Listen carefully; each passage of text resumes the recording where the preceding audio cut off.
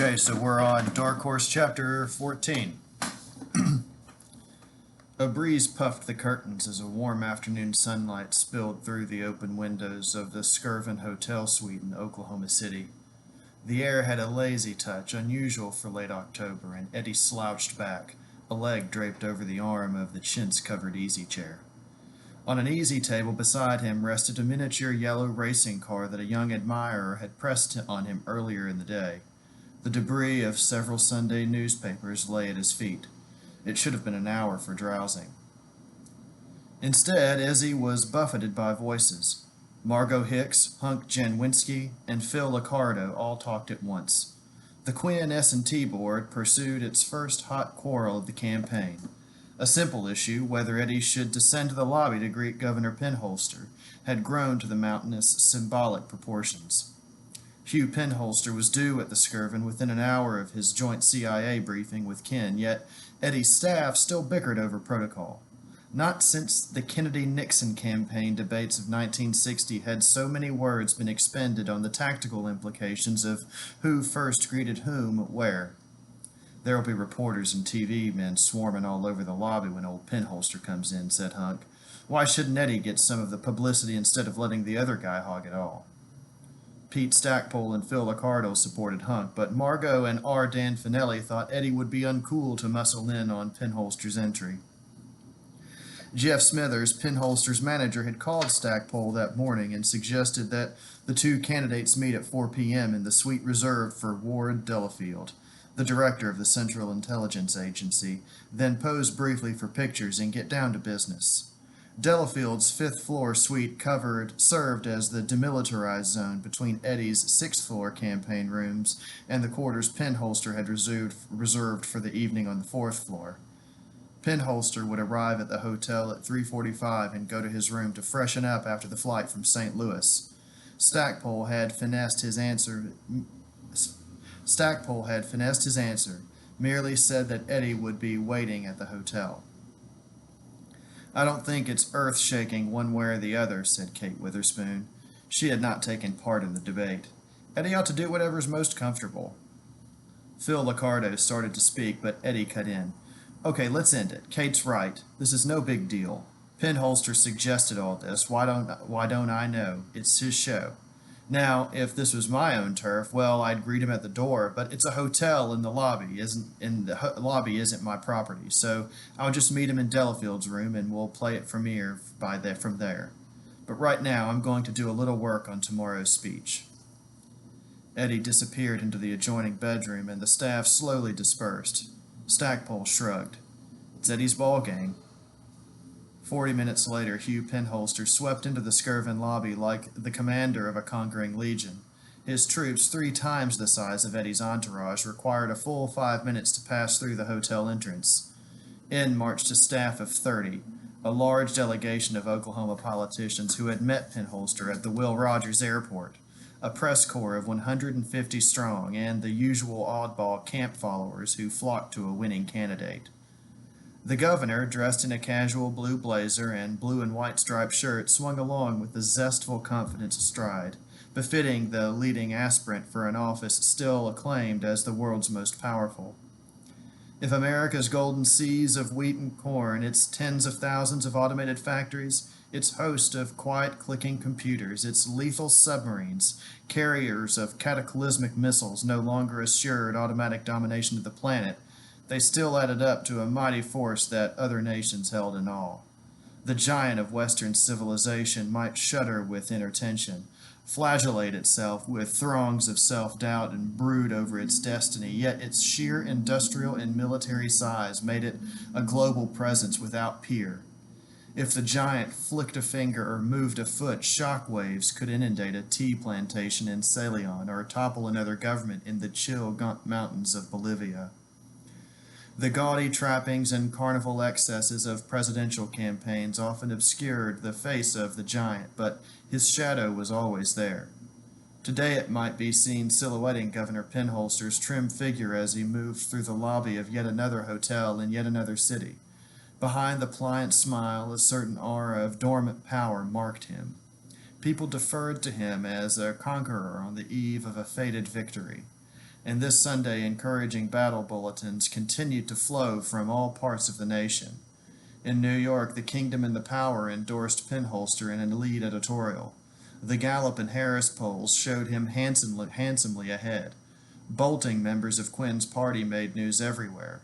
Rumor had it that the president himself might desert his party's candidate and throw his prestige, waning but still alive, to Penholster. Moreover, the warm Oklahoma sun blessed his arrival, and the customary winds sweeping off the plains abated as though in obedience. Traveling newsmen covering both campaigns bunched around Penholster and his Secret Service escort in the lobby. He halted only briefly. "Nothing now, men," he said. "We may have a joint statement afterward. Hi, Jake. What do you have to say, Gus?"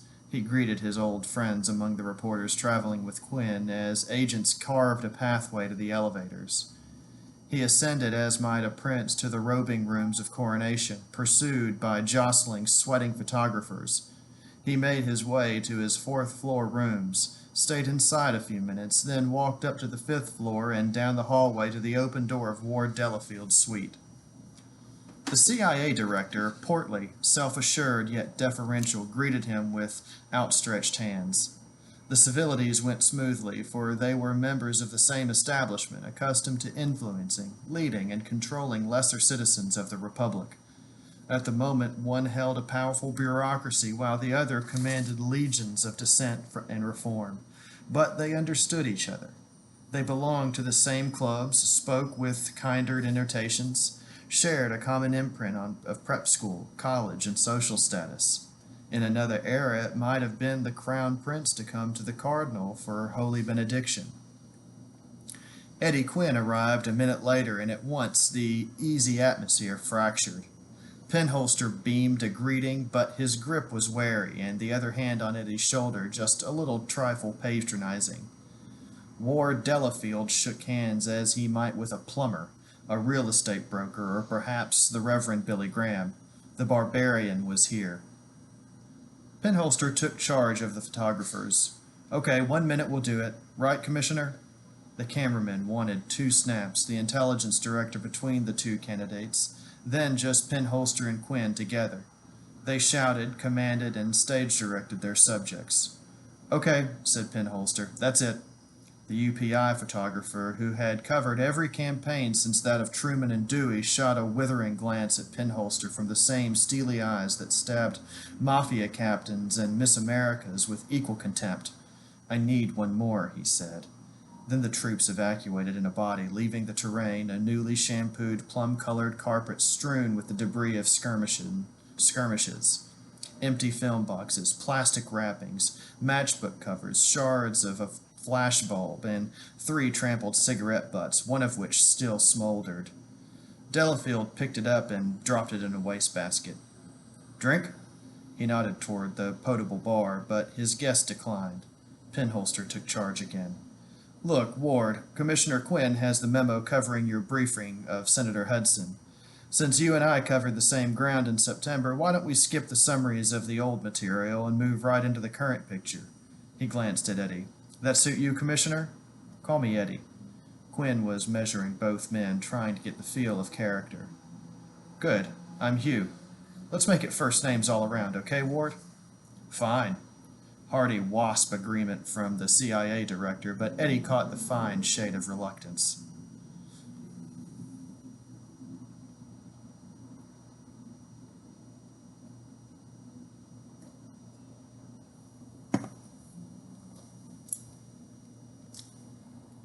They settled into 3 easy chairs, placed equidistant to a tolerance of inches, and became at once a precise triangle of purpose and a floating mass of desires, aversions, and hang-ups.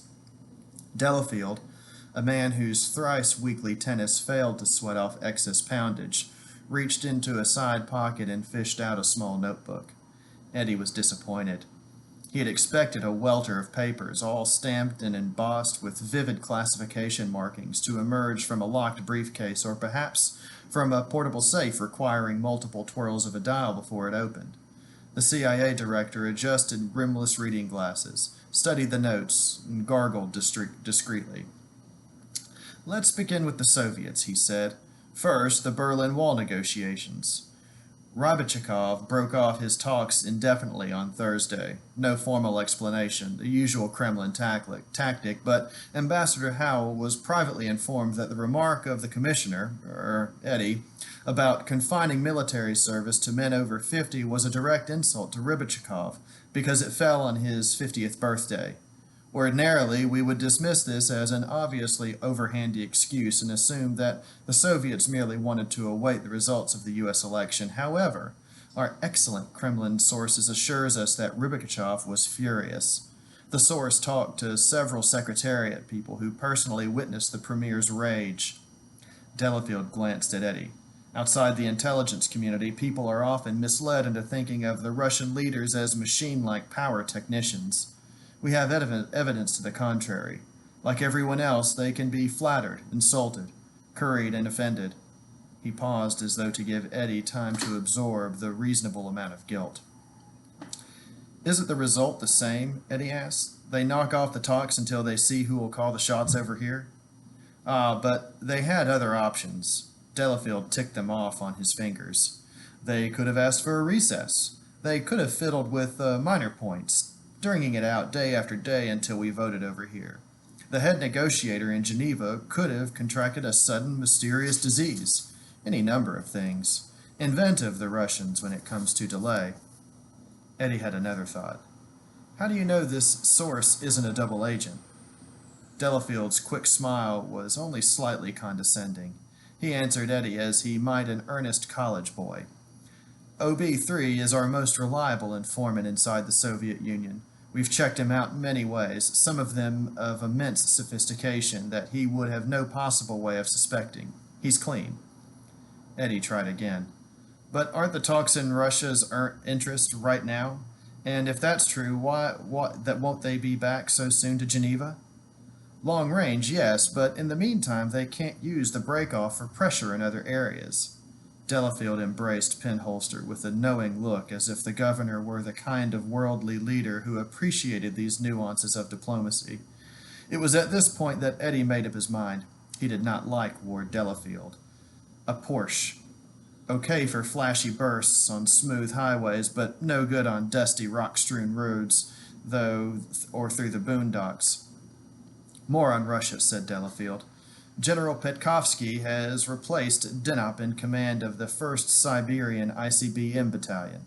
This has gone unreported in the press or in Soviet military journals.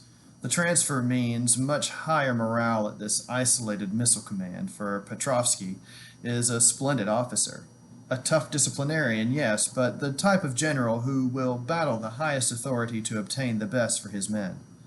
Delafield ran on for several minutes about the sterling qualities of Petrovsky until Eddy, bored, began to yawn. He could think of no reason why he and Penholster needed to know the Soviet officer like a blood brother, and he decided that Delafield enjoyed parading arcane details for the uninitiated. Even Penholster glanced at his wristwatch and suggested that perhaps they better move on. The governor shucked his blazer and draped it over the back of a chair. Eddy did likewise, but Delafield remained properly jacketed. Other points of interest loomed on the guided tour of potential villains and muggers in the hallways of Russian politics. There was a new missile launcher aboard Soviet destroyers in the Indian Ocean and 5 unheralded literary descents in jail in Minsk. Or was it Pinsk? Delafield consulted his notebook preparatory to leaping across the Great Wall of China to lance the secrets of 850 million Oriental communists. I have a question before we get to China, said Eddy. How much does the CIA cost a year? Delafield assumed that slightly elongated look, jaw sagging and eyebrows lifted, of a clerk in Tiffany's whose customer inquires about the price before fully examining all facets of the diamond clasp. I beg your pardon, he said. Eddy repeated the question. I'm sorry, Commissioner. Delafield could not bring himself to say Eddy at such a juncture. In giving me the guidelines for this briefing, the President told me to limit it to the intelligence picture. I'm not authorized to go into budgeting and interior policy of the agency. Eddy waved his hand. Just wondered. I heard it was around $1 billion a year. Go ahead. For the next 90 minutes, the CIA director conducted his color peekaboo tour of the chancelleries of the world. He disclosed which African dictator made a secret deal with the Chinese, what Latin American officer would unhorse a junta with the colonel's revolution next month, the range of demolition the Arabs had in store for the Israelis, and vice versa. Once Delafield paused to remind Eddie that they were handling matters of overwhelming sensitivity. Parties, cabinets, and regional alignments might totter at the least discreet whisper that U.S. intelligence agents were in their midst.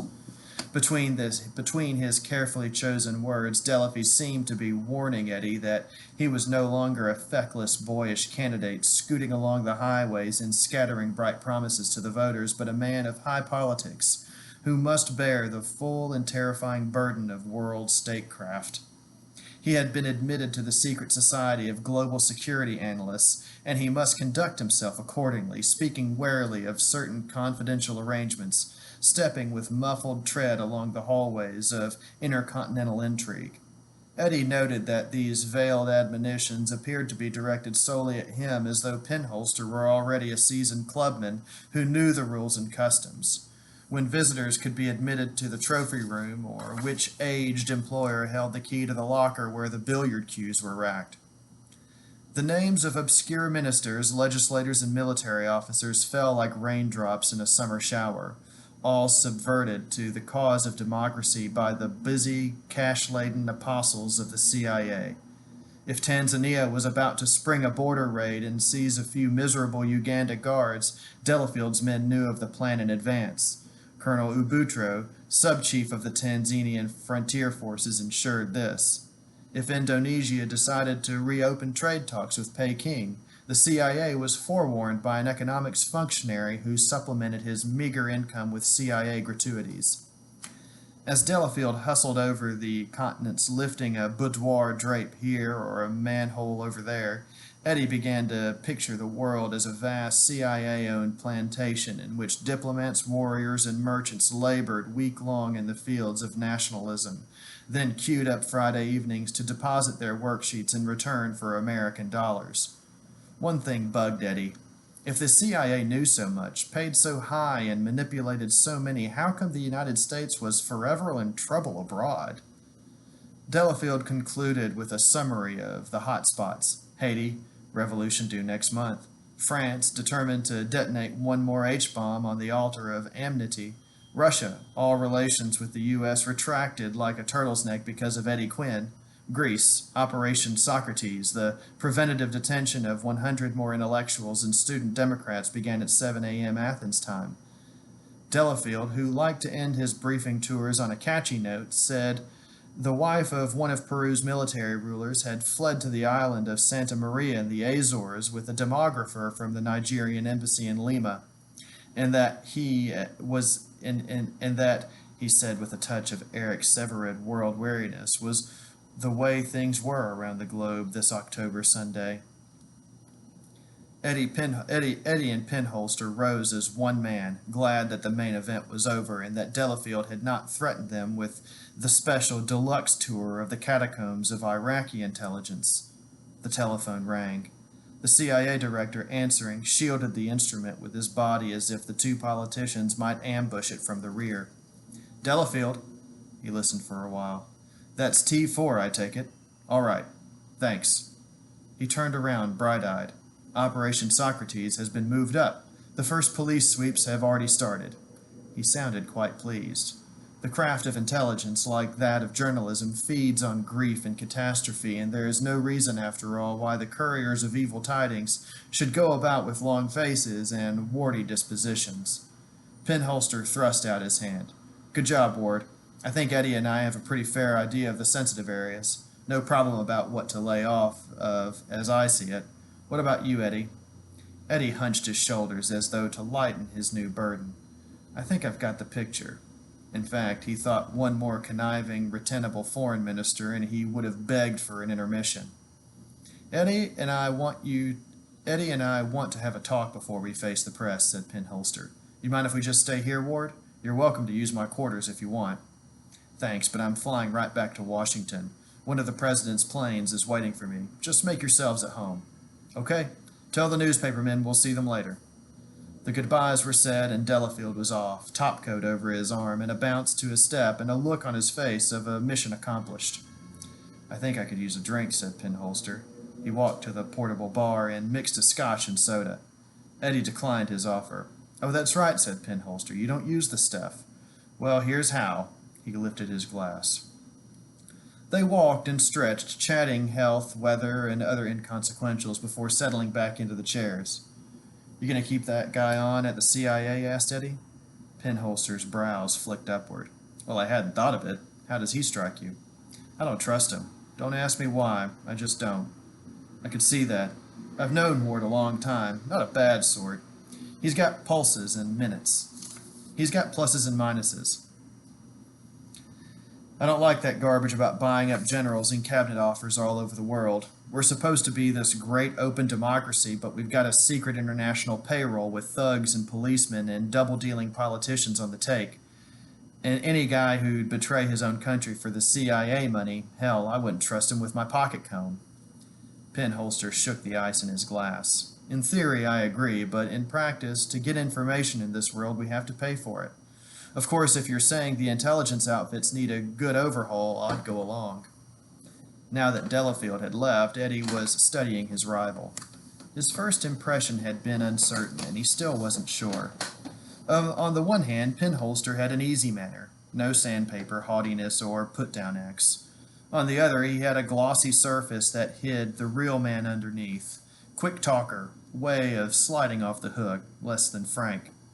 In a phrase, Eddie thought, the jury's still out on this guy. Penholster stretched his legs and sipped at his drink. Eddie, I want to thank you for running a decent campaign. No mudslinging. I've no complaints with you either, Hugh. As for me, I've just been banging out the interstates, saying what comes naturally. My target is the big money boys. I have nothing against you personally. I hope we can wind it up on the same level. I guess you've been wondering why I wanted to talk to you. There are two things, neither of which I felt free to go into on the phone. The first is personal. This is sticky for me, Eddie, and I just don't know how quite to... He paused for another swallow of scotch and soda. I might just as well tell the story. About a week ago, a man from Chicago showed up at our Jackson Place headquarters and insisted on seeing Jeff Smithers alone. Said he had something that would sew up the election for me. Jeff's people stalled him, but he wouldn't leave, and finally Jeff agreed to see him. He was a young fellow, a pale, sneaky type named Elroy Kimball. He had a small roll of film negatives he wanted to sell Jeff for $1,000. After seeing it, Smithers paid the asking price. Penholster walked over to the chair that held his jacket and withdrew a package from a side pocket. It was a small square wrapped in paper and bound with tape. The governor handed it to Eddie. I haven't seen it, but Smithers says it contains film of your son Alfred and his wife indulging in various, group sex activities with other men and women. It's yours. You can do with it what you want. I'm glad to be rid of it. I don't play that kind of game.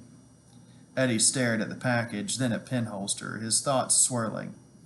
That Al's sexual life involved swinging he'd suspected from several hints Al had dropped, but that Irene was involved had never entered his mind. His first flash reaction was one of astonishment. The second, a dull, aching sadness.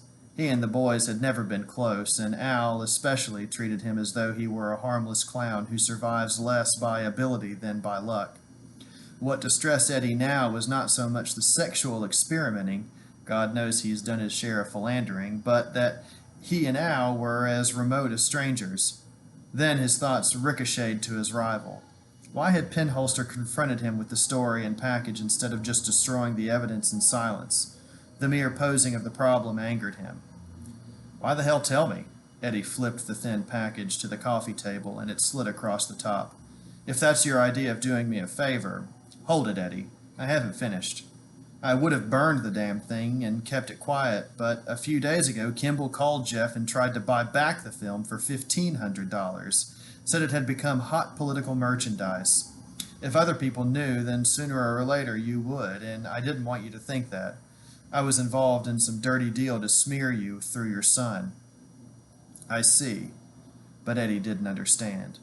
The reasoning appeared flimsy to him, and he prepared to bracket Penholster in a class he disliked, those who made sure that the generous size of their contribution to good works was known to all, and if Penholster were sincere, why hadn't he ordered the film destroyed the day Smothers bought it?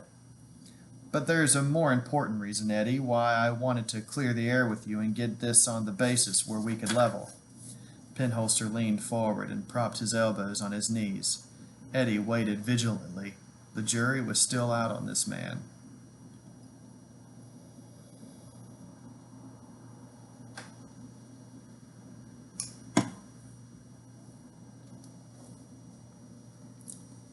I don't know about you, Eddie, but I think this country is in big, deep trouble. I don't ring the alarm bells in my speeches, but I feel the danger in my bones. Look at all the signs of coming breakdown.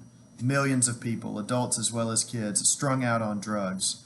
More have armed themselves. Hundreds of miles of city streets are no longer safe.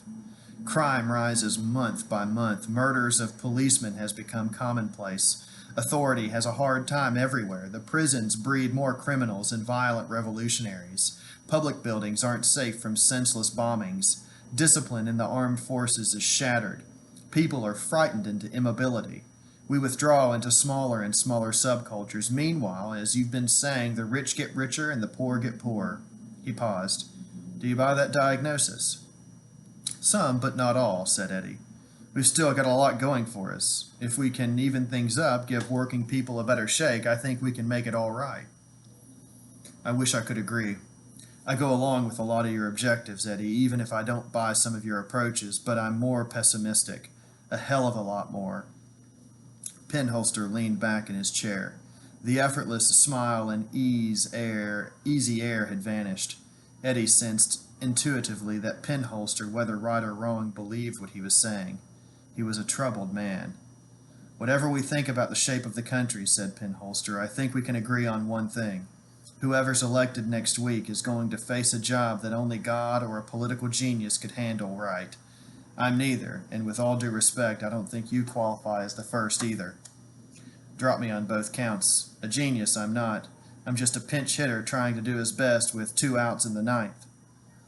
I think the whole country's in the ninth inning. Anyway, what I'm leading up to is this. Given the situation, the winner, a week from Tuesday, is going to need all the help he can get, including, first and foremost, the ungrudging support of the man who loses. Eddie felt the pressure ebb. So that's where Penholster had been heading. He grinned. Relax, Hugh. The minute the last 2 votes are in, the political war is over. You're the president-elect, and you'll get whatever backing I can give you. Funny thing, you and I are closer in what we say in the campaign than I am to the guys who nominated me, or to Hudson's line for that matter. Thanks, friend. I know you mean it. The same goes in reverse. If you're elected, I'll do everything in my power to see you off in a good start. A deal? Can we shake on that? They did, gripping firmly. Then Eddie laughed as he settled back. That's like the winner of the Indianapolis 500 shaking hands with a stock car driver from the sticks, he said. Me, I'm lucky if I can win the nomination for governor back home. You don't think you have a chance next week? Penholster eyed him closely. You kidding? Of course not. What's your guess on the results? Oh, I might take a few states, said Eddie. Pete Stackpole and I went over the figures last night, and I'll give you a fair run here and there, but hell, man, you've got a landslide. Penholster stood up. I think I'll freshen my drink. A ginger ale? Eddie nodded, and the governor made a business of fussing at the bar. He handed the soft drink to Eddie, then stood for a moment looking out the window at Oklahoma City skyline, fading now into the shapes of twilight. You ever hear of the Swenson poll? Sure, I hear he's hired out to you. Some newspaper mentioned it. That's right. We're paying the guy a small fortune, but he's worth it. Penholster dwelled for several minutes on Arnold Swenson's statistical wizardry, then took a slip of paper from his pants pocket and handed it to Eddie. Those are today's numbers as of 7 a.m. Eddie looked at the slip. A, 1030. B, 816. C, 154. D, 51.5. E, 40.8. F, 7.7. G, negative +1. Penholster stood behind Eddie and interrupted.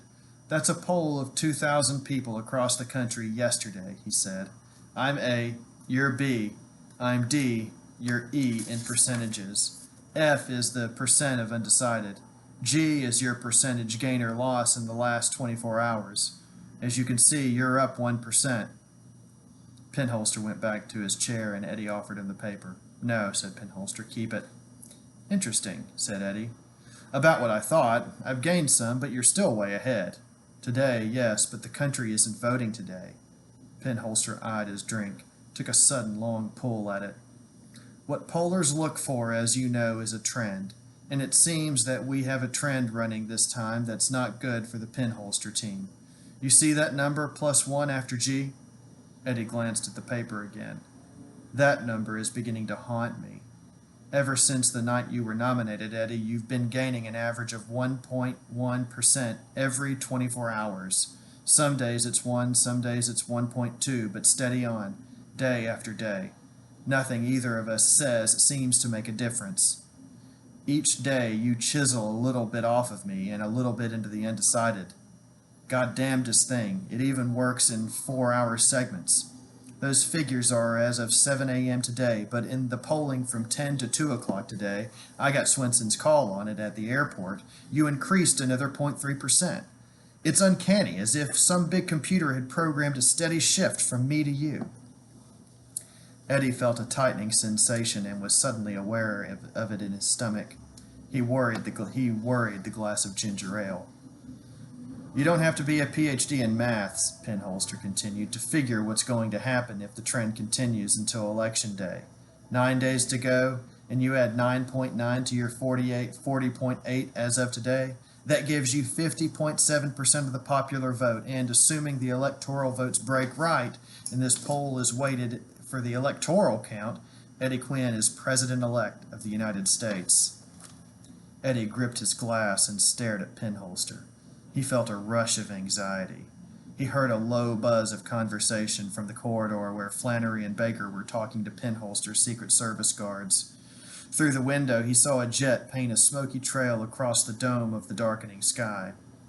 But you know that doesn't figure, pal, he said after a bit. A nobody like me goes up for a little while, sure, but then he levels off and finishes with a nice round of applause for the also-ran. Penholster shook his head slowly. That's what I tried to tell myself, but Swenson points out that this trend started the first day and never varied. It's been underway 10 days now. Of course, Swenson talks about what he calls the variables. The poll can be off a point or so. Local polls rig voting machines in some cities. A big scandal could break, or the Arabs start bombing Israel, but that's all ifs, buts, and maybes. On the straight numbers, Eddie, this is going to be one hell of a tight election, and you stand just as much a chance of winning it as I do. Eddie sat very still. He could feel himself breathing and the pulse of his blood. Why are you spilling this? Penholster studied his glass, tracing his fingers around the edge. Why? Well, I don't want to sound pretentious, but when I said I was worried about the country, I meant every word of it. Look, Eddie, I started out to win the big job 3 years ago. At first, I was all ambition. My game is politics, and I took it for granted that winning the presidency was the name of the game. Then a month ago, when I took a big lead over Hudson, I knew I had the election in the bag. At that point, something happened to me. I began to think about the immensity of the job, the endless dilemmas, the possibility that the system might collapse under me. Suddenly, the fate of the country seemed more important than Hugh Penholster's. He paused and looked directly at Eddie, without a trace of a smile. A couple of nights I actually couldn't sleep. I'm not exaggerating, and once, Eddie, just before a speech in New York, I had this sudden feeling of panic. I could never cut it, that I'd make a terrible mistake, that the people needed a man much wiser and much more confident than I was. The feeling didn't last long. I got a grip on myself and made myself realize that if I wasn't omniscient, neither was anybody else, especially Hudson. I was all right after that, but the experience sobered me. Penholster smiled faintly and shrugged in a self-deprecatory fashion. I know I sound quite the opposite in public. Nice, smooth patter, lots of solutions. Then, once-over-lightly gig, as the writer called it in. Well, that's my style, and I can't change, but inside, Eddie, I'm hurting. Not constantly, but enough. It'll probably sound corny to you, but what I hurt for isn't me, but our country. Eddie, every move you make is that of a man who doesn't think he has the chance of a snowball in hell. I wish, for your sake, that were true, but it isn't. You have a 50-50 chance of becoming the next President of the United States, and by God, Eddie, you have a right to know it, so you can prepare yourself. A picture flashed from old memories. Eddie could see himself standing behind the tailgate of a dump truck loaded with 2 tons of gravel. The truck body was raised, and suddenly the automatic gate opened.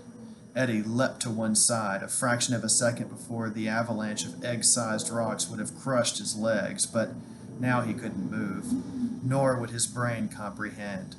He merely sat rooted in the chair, a scrap of matter frozen in time.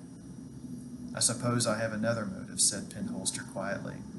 I couldn't tell Jeff Smithers or Hutch Boynton about that panic feeling. I couldn't even tell my wife.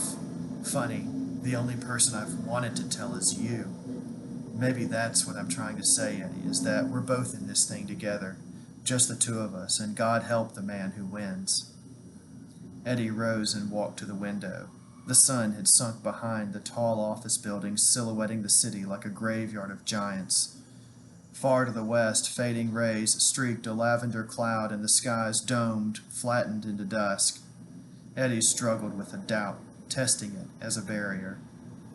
Are you telling the truth about that pole, Hugh? He felt weightless, suspended. Yes. The word came from a distance. I have yesterday's printouts in my room. You're welcome to look at it. Eddie turned and walked a few steps slowly and stood before Penholster. He apprised him anew as though he were a stranger. The room had darkened, and Penholster's face was obscured by shadow. No, said Eddie. I'll take your word for it. The jury's verdict was in. Penholster might not be his kind, but he did trust him, and with that realization, Eddie came back to solid ground, heavily. I guess I didn't do you any favor, Penholster smiled. But for that matter, neither did Heron and Cuthbert and your other friends in Houston.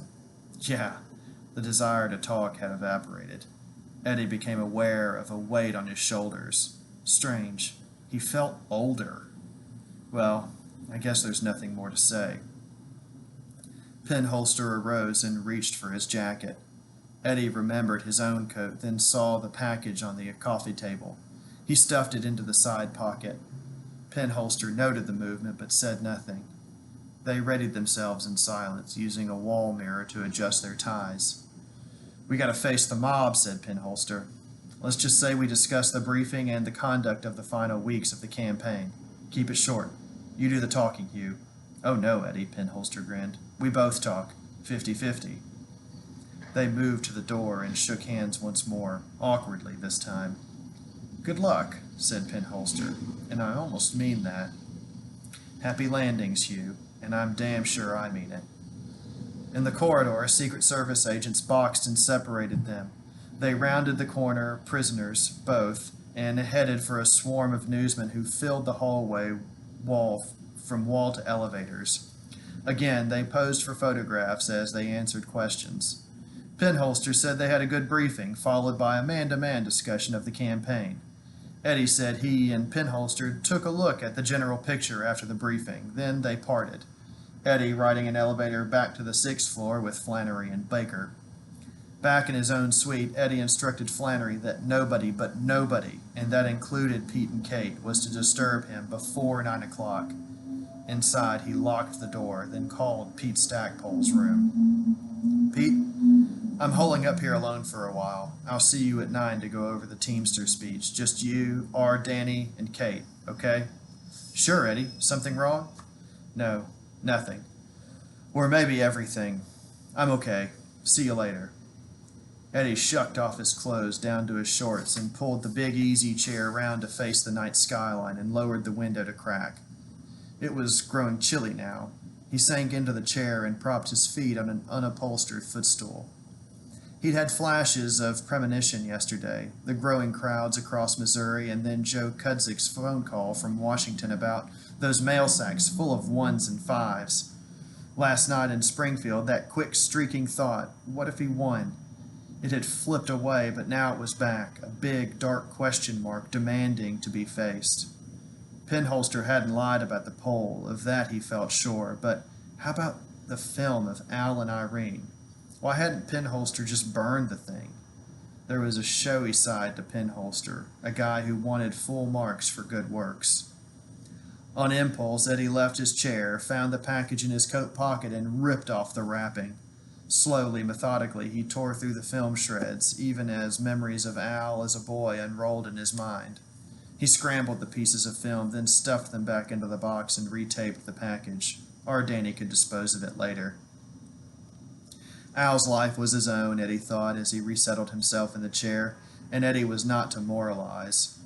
They were all alone now, Al and Eddie Jr. and Mabel. He had done it all wrong in those early days, and so had Mabel, and now there was no way to reknit the past. Jesus, how he'd messed up a family. A great wave of pain washed over him, carrying memories like debris swept up from a littered beach. A scattering of scenes, some poignant, all lonely, all gray, all gone. Big Eddie, the hail fellow, the quick comrade, the surefire stud who went from woman to woman. His own man, he had told himself, possessed by no one and possessing none. And now so alone he ached. Could he love Kate with all his crud from the other years weighing him down like lead? An hour went by before Eddie left the swamp of the past and returned again to the dark question mark. Eddie Quinn, the president. It was incredible. Why hadn't they left him alone in the Apollo Motel? What crazy impulse seized Pete Stackpole, and why hadn't the Kingmakers laughed him out of Astroworld? My God, he was way, way over his head.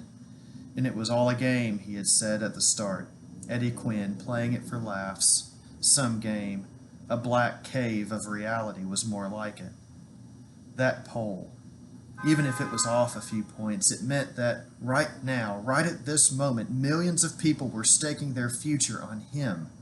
They were trusting him to make the fair shake come true, so they and their kids could live a better life, so the system would work, so they could escape another of those bloody wars that convulse the world every few decades. They counted on Eddie to stave off revolution, preserve their homes and their jobs, and let them live in peace. Even if they weren't aware of it, Eddie knew they hungered for him to be the man with an answer. Him. The thought was overpowering. Why, a month ago, had he ever even wondered if he could cut the job of running the state of New Jersey? Abruptly, he felt tired. Weariness consumed him, and he dropped into a deep well of fatigue. When the knock came at the door at 9 o'clock, Eddie was in a fitful sleep.